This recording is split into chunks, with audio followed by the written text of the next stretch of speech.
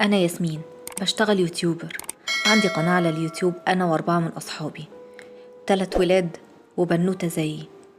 كنا دايما بنحب نصور الحاجات الغريبة، يعني لما نشوف فيه مشكلة حصلت، أي ترند غريب، أي حد فاز في أي مسابقة، كنا دايما بنحب نروح نصور في الحاجات دي علشان نسبة المشاهدات عندنا تعلى. بس لقينا في الفترة الأخيرة إن أكتر المشاهدات بتيجي على الحاجات اللي فيها تصوير خارق للطبيعة. لقيت الأسبوع اللي فات عبد الرحمن زميلي بيكلمني وبيقولي إيه رأيك نروح نصور في المستشفى المهجورة دي؟ أكيد هيكون فيها أشباح وهيكون فيها حاجات هتعلي نسبة المشاهدة عندنا جدا. وافقنا كلنا، ورحت أنا وعبد الرحمن وسيف ومروان ومروة صاحبتي. قررنا إن احنا نروح بالليل بعد غروب الشمس علشان لما ندخل المستشفى نبقى بالليل. رحنا بكل الكاميرات وكل الأجهزة بتاعتنا، اتجمعنا هناك أنا ومروان وسيف وعبد الرحمن ومروة. اتفقنا هنعمل ايه؟ هنعمل نفسنا مجموعات، يعني كل حد فينا هيدخل في مكان معين ويصور فيه، واي حد هيقابله اشباح او اي حاجة خارقة للطبيعة هيكلم التاني على طول. بس اهم حاجة الكاميرات تبقى شغالة على طول، وناخد بالنا من نفسنا جوه علشان المكان مهجور بقاله سنين وسنين. اول ما دخلت كنت ماشية لوحدي، كنت مشغلة الكشاف بتاعي لان طبعا ما كانش فيه كهرباء خالص في المستشفى. دخلت في ممر طويل، عبد الرحمن دخل في أوضة كانت أوضة الأشعة، وسيف دخل في أوضة كانت تقريبا الريسبشن أو مكان الاستقبال، ومروان دخل في المكان بتاع الأدوية زي صيدلية كده قديمة، ولقى فيها أدوية طبعا كلها منتهية الصلاحية. ما كنتش متخيلة اللي هشوفه جوه، ما كانش عقلي مستوعب إن الموضوع حقيقي، وإن الهزار وإن أنا عايزين نجيب مجرد مشاهدات عالية كل ده هيقلب بجد معايا. لما دخلت كان جوه قلبي رعب، مش عارفة كان من ايه. يمكن علشان كنت متحسبة ان انا ممكن يقابلني اي شبح في وقت من الاوقات وانا ماشية. المكان كله كان مهجور، وكنت مشغلة الكاميرا وبصور بالكاميرا اللي معايا.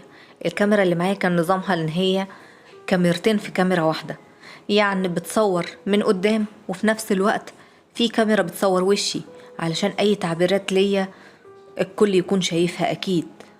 دخلت أوضة زي ما تكون أوضة عمليات، السرير بتاعها كان شكله بشع، والأجهزة بتاعتهم كانت شكلها غريب. أي نعم كانت قديمة بس كان شكلها مرعب قوي. وأنا ماشية دخلت في طرقة طويلة، كان المكان فعلا مهجور، كان مليان خيوط عنكبوت، كان مليان تراب، وكان طاقته كلها طاقة كئيبة. بدأ يبقى فيه برودة جامدة في الجو، مع ان المفروض ان الجو صيف. وفجأة لقيت الباب بتاع الأوضة دي اتقفل عليا، اتقفل لوحده من غير ما يكون في أي حد معايا. كنت فاكرة الأول إن أي حد من أصحابي موجود، بصيت ما لقيتش أي حد. دخلت حتى الأوضة التانية بتاعة الإشعاع اللي كان فيها عبد الرحمن، ما لقيتوش موجود. قلت غريبة جدا، إيه اللي قفل الباب؟ في رعب شديد جدا بدأ يجي في قلبي. جيت أحاول أتصل بيهم، ما لقيتش معايا أي شبكة خالص في الموبايل جمعت.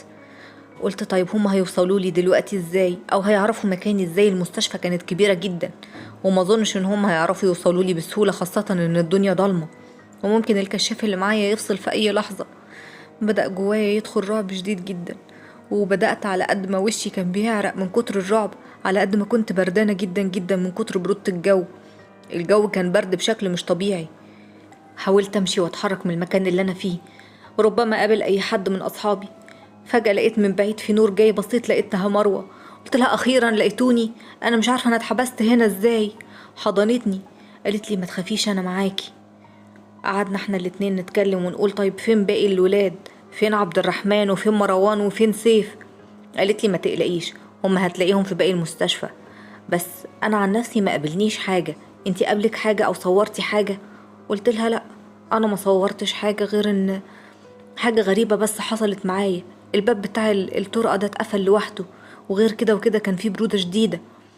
انا وهي اتفقنا ان احنا نولع اي نار علشان نتدفى بيها لحد ما الولاد يجوا ينقذونا احنا الاتنين ونخرج من المستشفى الغريبة دي. وقعدنا نتكلم، وقالت لي بصي انا هدخل التويلت دقيقتين بس وهرجعلك. قلت لها طيب ماشي. قعدت انا اتدفى قدام النار لاني كنت بردانة جدا. بس لقيت مروة اتأخرت زيادة عن اللزوم، يعني مش معقول هتقعد اكتر من نص ساعة جوه في التويلت يعني، خاصة ان لا في مية ولا في نور ولا في اي حاجة، ده يدوب كشاف بس اللي معاها. قلقت عليها جدا وقررت ان انا اخد اي خشبة من الموجودين دول اعملها شعلة واروح انادي عليها علشان اطمن عليها. نديت عليها ما ردتش عليا. قلت لها يا مروة انتي كويسة؟ يا مروة ردي عليا طمنيني عليكي. ما كنتش سامعاها بترد عليا خالص. قلت لها يا مروه انت لو ما رديتيش عليا انا هدخل عليكي التويلت اشوفك في مالك فيكي ايه، ردي عليا انا قلقانه عليكي. لقيتها ما بتردش عليا برضه.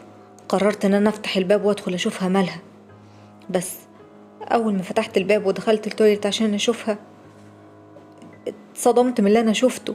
كان في حاجه مش طبيعيه ابدا. دخلت لقيت في واحده ست عجوزه مدياني ظهرها وقاعده على الارض جنب الحمام.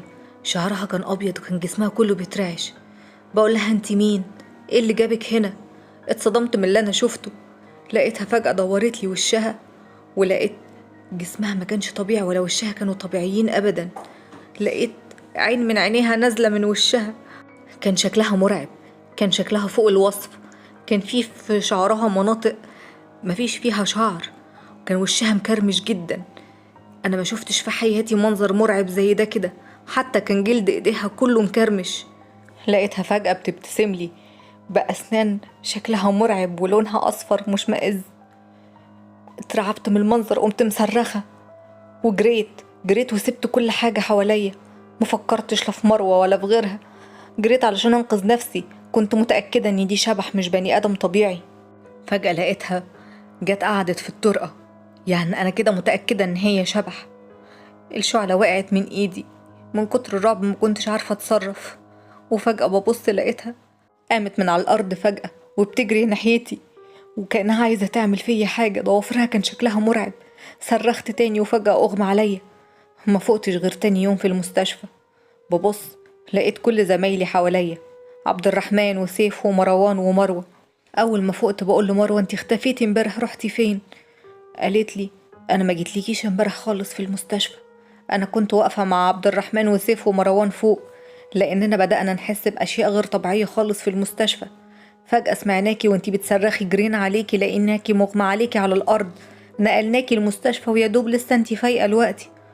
رديت عليها وقلت لها مستحيل، انتي كنتي قاعدة معايا واتكلمتي معايا.